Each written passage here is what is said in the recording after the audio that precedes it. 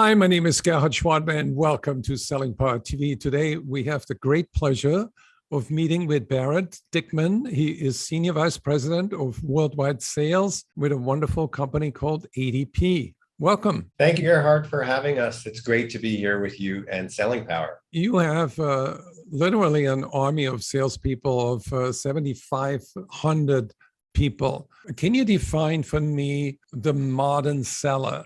How would you articulate that sales function? How would you define that role? We view a modern seller as someone who is technology enabled, heavily data driven, and also is using today's modern sales tools at their fingertips. And from a soft skills perspective, they are nimble, they are empathetic, and they're ready to meet the client wherever the client is.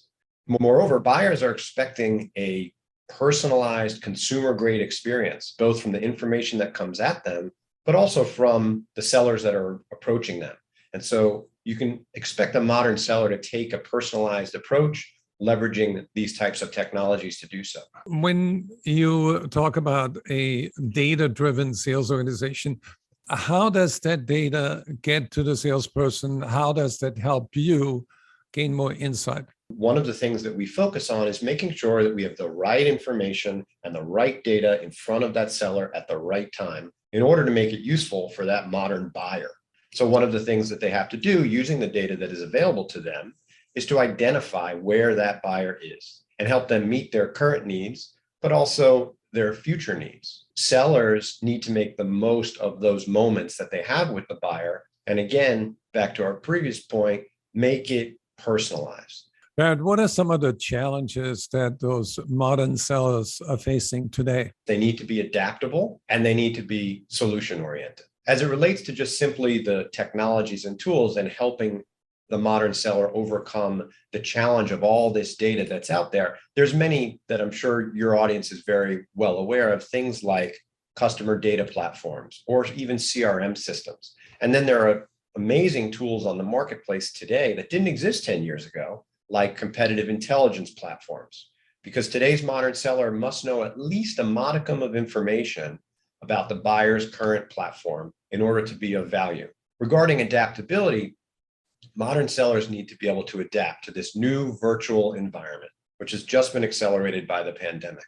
And then I'd say lastly, related to being solution-oriented, clients are no longer interested in purchasing a one-off point product. They are looking for solutions that solve their business problems.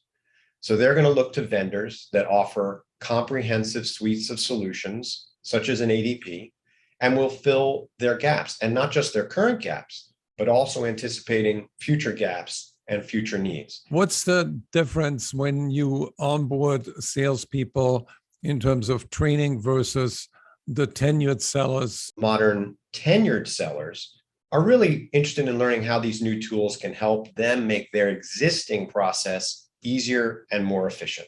On the new seller side, they really need to learn how to use these tools, but they also need to learn the motion of selling, the so-called art and craft of sales, as well as the product and solution that they happen to be pitching.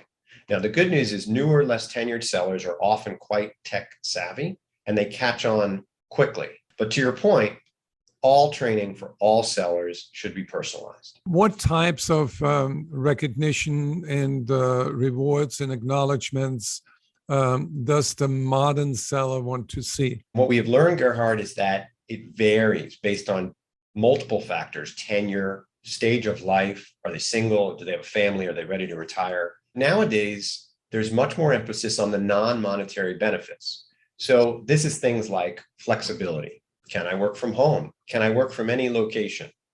Do you have generous PTO for me as an employee?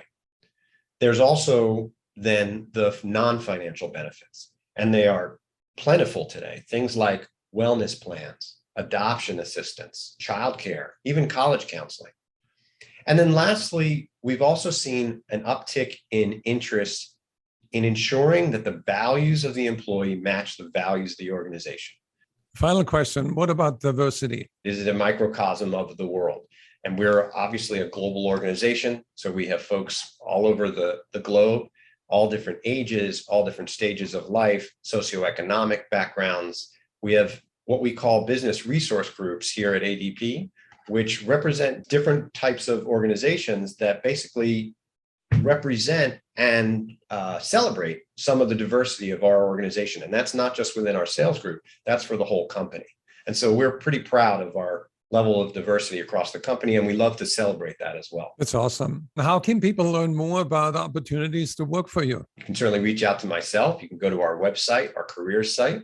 We would love to hear from you, as we are constantly hiring, as we are doing right now, and can't get enough talented people in the door. Well, thank you so much for spending time with us, and I hope we can do this again soon.